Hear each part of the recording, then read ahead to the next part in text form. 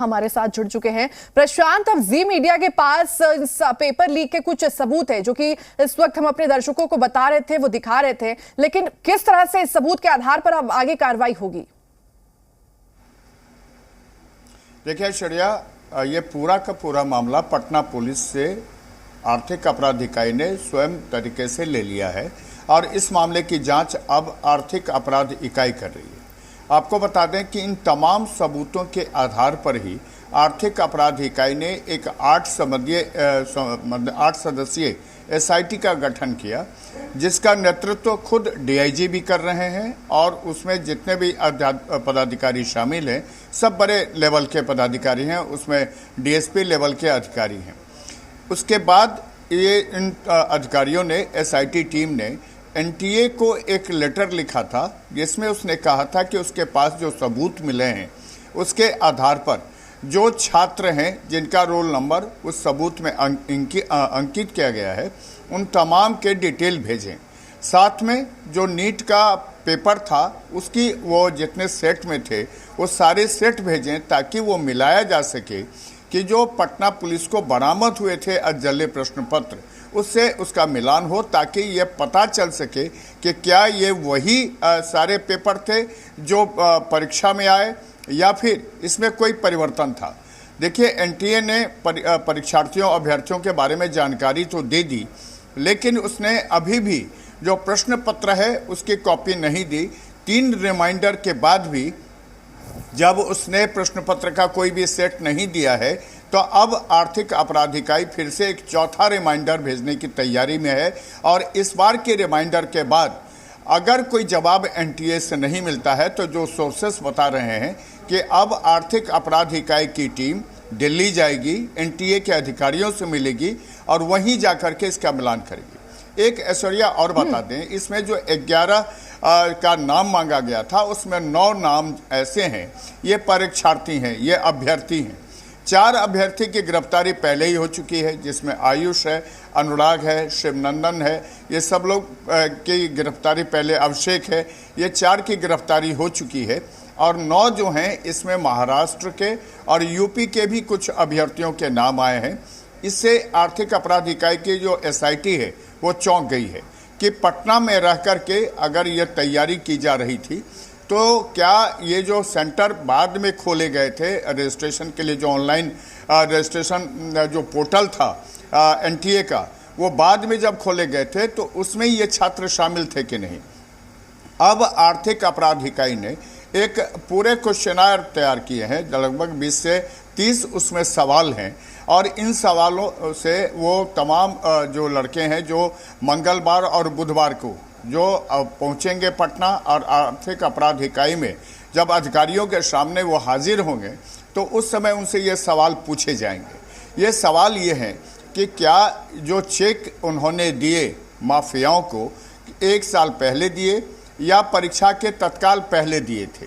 एक सवाल तो ये होगा जो जानकारी मिल रही है। दूसरा सवाल ये है कि इन छात्रों से ये पूछा जाना है कि उन्होंने अपना रजिस्ट्रेशन कब कराया था, जब पोर्टल दोबारा खोला गया था उस समय उन्होंने रजिस्ट्रेशन कराया या फिर उन्होंने शुरुआत में ही अपना रजिस्ट्रेशन करवाया था।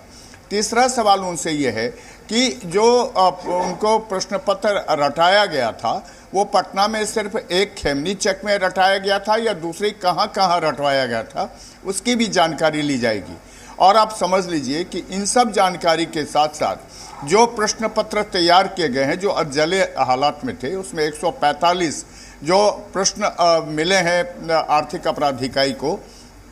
उसमें फिजिक्स के भी सवाल हैं, केमिस्ट्री के भी हैं और बायो से भी उसमें सवाल हैं। यानी पूरे सवाल तो नहीं मिल पाए हैं, लेकिन जितने अधजले डॉक्यूमेंट से मिले उन सबको एक जगह रखा गया है, बिल्कुल सिलसिलेवार कर लिया गया है और ये सब तैयारी करके अब आर्थिक अपराध इकाई मंगलवार के 10 बजे सुबह का इंतज़ार कर रही है, जब ये जो 9 छात्र हैं जिनको यहाँ बुलाया गया है, कुछ को 9 में 5 को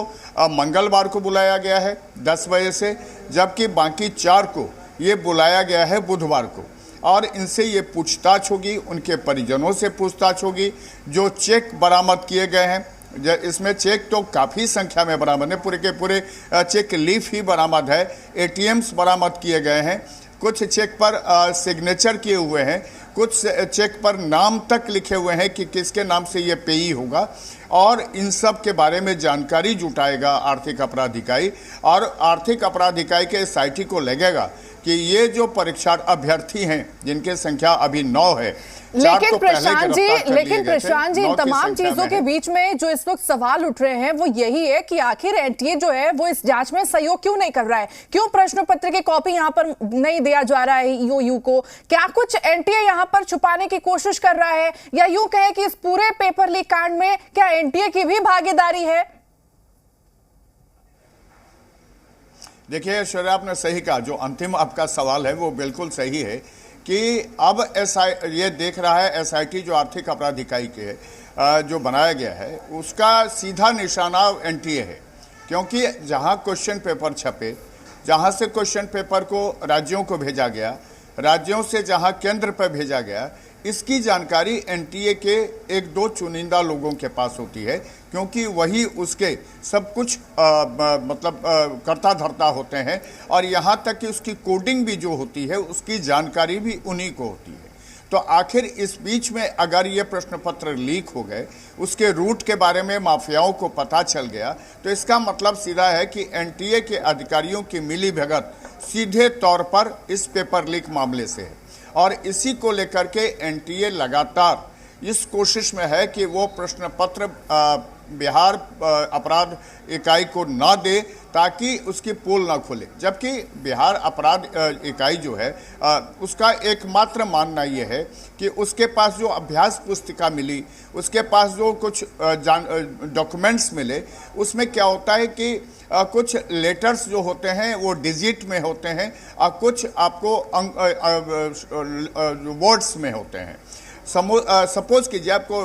एक सब जानकारी के लिए बता रहे हैं कि जो एक अभ्यास पुस्तिका मिली जिस पर 610 और कुछ नंबर्स लिखे हुए हैं, उसके पहले और उसके बाद कुछ जो है वो आपको वर्ड्स होते हैं, जैसे ए होगा, डी होगा, जे होगा, उससे ये पता किया जाता है कि ये किस स्टेट के लिए जारी किया गया था या किस शहर के लिए जारी किया गया था, क्योंकि इसकी बहुत ही पारदर्शिता और इसकी गोपनीयता होती है। और उस गोपनीयता की जानकारी जब भी आर्थिक अपराध इकाई मांग रहा है, एनटीए उससे स्केप कर रहा है। इससे सीधा मानना है जो आर्थिक अपराध इकाई के अधिकारियों का कि इसमें कहीं न कहीं एनटीए के जो बड़े अधिकारी हैं, जिनके पास इस परीक्षा को लेकर के जो प्रश्न पत्र थे उसके बारे में जो पूरी जानकारी थी, जो गोपनीय जानकारी थी, उसको उन्होंने लीक किया, और उसके बाद ही ये जो पेपर लीक करने वाले अपराधी हैं, जो माफिया हैं, उन्होंने उसके बाद पेपर को लीक किया। अब समझ लीजिए कि परीक्षा से एक दिन पहले